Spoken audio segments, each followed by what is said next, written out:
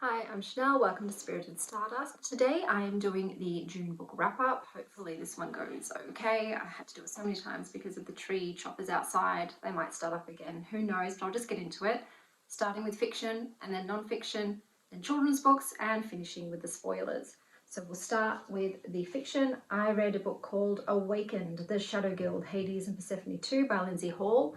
This is obviously second in a series. It's one of those popcorn books that when you just want to read something that's enjoyable and light, not too heavy, but still got some action, some romance.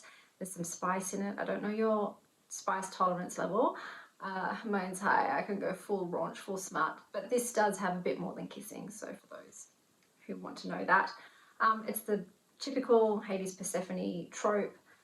So it follows that sort of thing. You know, he's the grumpy, misunderstood, dark, lonely god, and she's the, light-hearted, friendly, adored, loved, quirky, funny, witty girl, and she softens his edges and he sharpens hers, and it's that whole light dark balance. She's also a librarian in this, so right up my alley. Adore that. And yeah, it's just an enjoyable read, and I gave it a 3.75 stars, and I will read the next one in the series. The next book I read was Shadowcaster, Night Watch Academy by Demi Cassidy. This is not for me. So I am in my late 30s. Because of that, I tend not to read a lot of books that have teens as the protagonists, unless it's extremely well written. It's got a great world, it's interesting, and the characters are mature teens. These teens were not mature. She was 19. In the blurb, it sounded like it was a bit edgy, a bit raunchy, so I thought maybe it's, an older 19. No. So this book was just, the characters were completely vapid, one-dimensional, almost caricatures. This book, they're stunning. Again, there's going to be a lot of noise in the background, I apologize. This book was basically just like a spoof of the genre. Do you know what I mean? Like all of the tropes and characters and creatures all in one. There was no world building. The plot was meh. It was just not enjoyable to me. The dialogue was so cringe. It was littered with curse words to the point where it just felt so unnatural and inorganic, and I didn't enjoy it. I was going to DNF it, but I thought I'd push through since it's so short. Nah. So that is a 2 stars. Next we've got Age of Myth by Michael J. Sullivan. So this, I want to pick this up. I do love stuff like Lord of the Rings, but mostly as an adult now I do enjoy more fantasy that has some sort of love in it. I am a romantic, a huge romantic, so I like to read about that. There has to be some sort of relationship between some of the characters. But I saw a booktuber recommend this, and I'm glad I read it. This was fantastic. So I've given this a 4.5 out of 5. The characters, like I said, amazing. I adore them all. The main 2 protagonists are a bit more boring to me, so Wraith and Persephone. I'm going to read the blurb. Since time immemorial, humans have worshipped the gods they call Frey, truly a race apart. Invincible in battle, masters of magic, and seemingly immortal. But when a god falls to a human blade, the balance of power between humans and those they thought were gods changes forever. Now only a few stand between humankind and annihilation.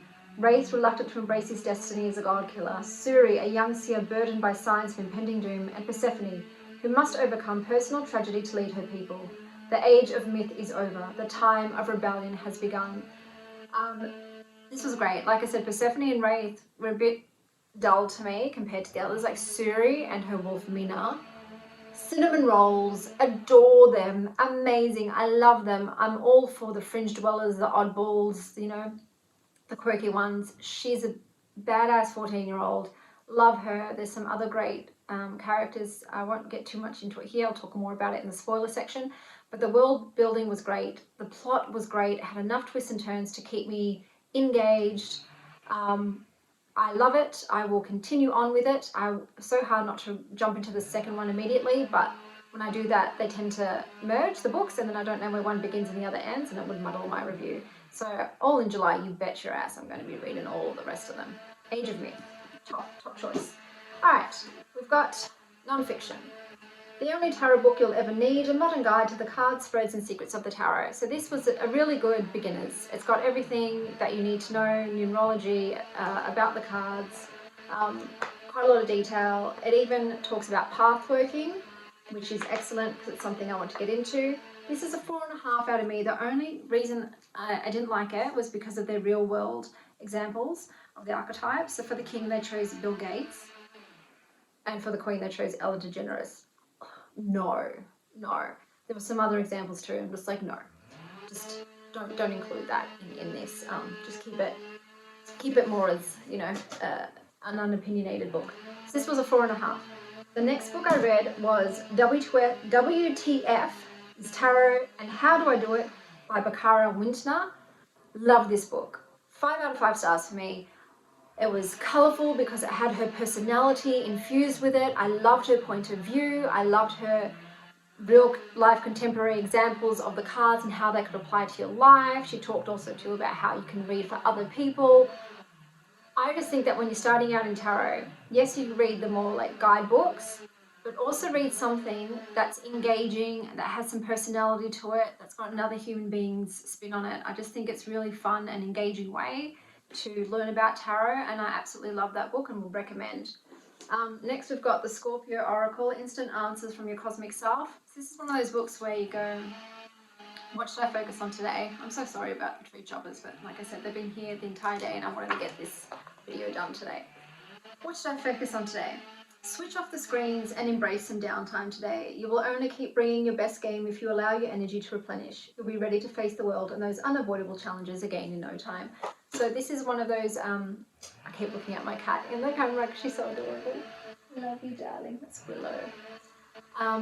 This is one of those books where you're supposed to just think a question, open and answer it, but because it's based on your horoscope, its breadth is really narrow, and it's just trying to stay within the confines of what a Scorpio, you know, characterizes. And so for me, it's just not, I won't use it. I like the colored pages, but it's not for me. I've got no use for it. Next up, we've got Hidden Life of Trees, What Do They Feel, How They Communicate, Discoveries from a Secret World by Peter Vorleben. I'm sorry, Bob Ross, there are no happy little trees in this book. Now, I am a tree lover, former tree hugger. I say former because this book has now ruined tree hugging for me. It had such a narrow and alarmist slant on it. Supposedly, trees are just under attack from everything in the entire world. They are in pain, they are screaming, they are like struggling to survive. You go and hug a tree, bro, you're compacting the earth at its roots and you're causing it pain, mate. So don't hug trees. It was like, unless you were one of the lucky few trees that are in the old growth forest in Germany, you were suffering. You were suffering immensely, and there is no end to your suffering. Even if you do survive, you just scarred and broken inside. I read this book to learn about trees, to learn about how they communicate. You look at a tree and you think, oh, nature, relaxing, lovely. Not this book. They're trying to make it into some sort of thriller, you know, action movie, and it's like, no, can't we talk about it in a nice way? Why is it so just terrifying? Terrifying the book was. I lay awake all night. As a millennial, I don't need to further be kept up at night now by the trees that are suffering in the world that I can't do anything for. Now that's another thing that keeps me awake at night. So I'm giving that book a 3, I think, out of 5. Obviously, I want to rate it higher, so, you know, to give more exposure to, you know, the subject matter and to support the tree guardians. I love you so much. I do. I love you. But it was so depressing. It was so depressing. So, no. That was unfortunate. Now we're going on to the children's book. Oh, no, we're not. We've got another... The Moon Cycle Cookbook, a holistic nutrition guide for a well-balanced menstrual cycle by Devon Loftus and Jenna Radomski. This is amazing. This is amazing. So not only does this talk about your cycles and the phases, so menstrual is like a winter season and ovulation is summer. It talks to you about what you should eat. It starts off with information about the cycle phase you're in. They have these beautiful, I'll just find one, poems. So each thing has a poem. I'll read spring. Tiptoe, the ground whispers, for the dew is shy. Blades of grass relax underneath your feet as you walk the newly sprinkled pathway, carefully placing one foot in front of the other. The feeling of spring pirouettes from the trees, causing your weightless arms to extend for what feels like miles, with miles more to go. And all you can think is, I am awake. I Am Alive. It's got snapshot, the season, the moon phase, the archetypes, the basics, what's happening to your body, what you pay attention to, what you should do, like what sort of lifestyle you should have. It has little rituals, you know, reach for lavender, plan your time, give back, just all these lovely suggestions, beautiful, beautiful recipes. Like, look at this. How delicious does that look? Amazing. So I think this is a 5 out of 5 stars for me. Amazing, great, excellent book. Now to the children's, I've got Maybe, a story about the endless potential in all of us. You are the only you there ever has been or ever will be. You are unique. Just the odds of you being here at this exact time, place, and this exact place and this exact time are so great and so rare that they will never happen again. This is a story for everything you will do and everything you could be. It's for who you are right now and for all the magical, unbounded potential you hold inside. I butchered that, sorry. This is a gorgeous book, gorgeous illustrations, beautiful messages, poignant story. They actually sell the little pig, and my daughter's got one, and she named it Maybe, and she takes it on all her adventures with her. I know that children's books are meant for children, but even as adults, you sometimes find, you know, depth and meaning and resonance in these, and this is a 5 out of 5 kids book for me. I just wanted to mention one more thing about WTF Tarot. I loved the start, the opening, where she said, I'm a typical millennial, you know, child. As soon as I saw Matilda, I spent the rest of my days trying to move things with my mind, and that cracked me up. And I was like, I am a basic bitch millennial. That's what we all did, but I just had to add that in there before I forgot. I'm now finishing this section, going on to the spoilers, so if you don't want to see the spoilers, I bid you adieu and I'll see you next time. And now onto the spoilers. The only book that I'm going to talk about in the spoilers is Age of Myth. And I'm going to go right to it. I'm going to go right to Nifron. Is he a good guy or is he a bad guy? I thought he was like on the good team, you know, he was like, oh, I'm going to abandon the fray and I'm going to go and support the rebels. And I was like, amazing. They've got, you know, one of the enemy, you know, on their side, an ally. And then at the end, you see him pull Malcolm aside and he's like, I'm your master now. You do what I say. You see that he's orchestrated all this stuff in the background. And I'm like, what's his deal? What's his, you know, agenda? Is he good? Is he bad? I was hoping for a bit of romance between him and Arion because, like, she needs something to spice her character up. And now I'm like, I don't know if he's good or bad. So that was a bit of a spanner in the works for me. I'm so glad that the king and his weasel son ate a bag of dicks. You know, they lost this fight. Grindel, oh, he got his comeuppance. So long to you. And you know, Collinger, is that his name? You know, the conniving, cowardly former shield to Persephone's husband, and then, you know, clan leader. I think it's Kernighan. Why can't I see him in here? This is going to do me in. Kernighan? I'm just going to say that's his name. It might not be. Well, I'm glad that he, you know, in the end suffered in his jocks. So, and I love the way that he was taken out. Like, go Persephone. His wife, like I said, I couldn't stand her. Wanted to do her in. Persephone needs to get a bit more wise to what's happening around her, not so naive and trusting.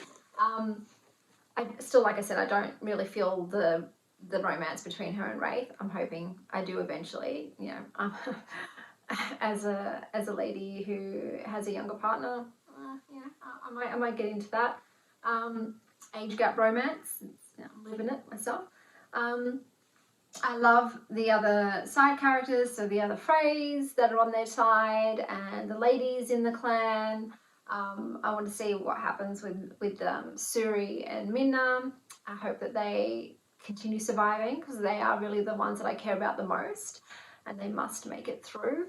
But I love this, and you know, it's a bit PG for me in that respect. Like, it could be a bit more brutal, a bit more sexy, but doesn't matter. I still enjoyed it and I liked it, and I'm going to read them all. So we'll see how it progresses. But that's the only thing that I have a spoiler for, really, because the other two books, well, Shadowcaster I'm not even going to talk about. It's dead to me now. awakened the Shadow Guild, the Hades and Persephone. I'm glad they got a bit more spicy. It's a bit like I like their relationship, but they made Hades too reluctant. Like, he's too reluctant, and so I feel it really is one-sided, and I'm not into when it's like so one-sided. Like, I know we get his point of view and he's definitely got the hots for her, but I'm not into the, you know, the push and pull, runaway, chaser, you know, twin flame sort of thing. Persephone's great. She's a bit young for me, and her friends are a bit young, but you know, mine are, you know, skirmishes there. But yeah, it's great, and in a bit more, hoping it picks up. This one was a bit lacking on the action. I know there was a Poseidon and Hades showdown and the thing with Kronos, but it wasn't too like full on. But maybe it's a light series. I don't remember the first one. I don't know, is anyone else like that when there's too much of a gap between books? You just completely, some of them you just completely forget the details. Like, I know her and Hades and the librarian thing and needing a potion and making the flowers grow. But I don't remember the details. So, and some of the characters speak a bit strangely considering they're ancients, like is it the alchemist or the apothecary in the underworld? She speaks a bit too contemporarily. I have issues sometimes with that, with really ancient beings talking too contemporarily, but you know, minor complaints. So that's everything. And as always, stay wild, star child.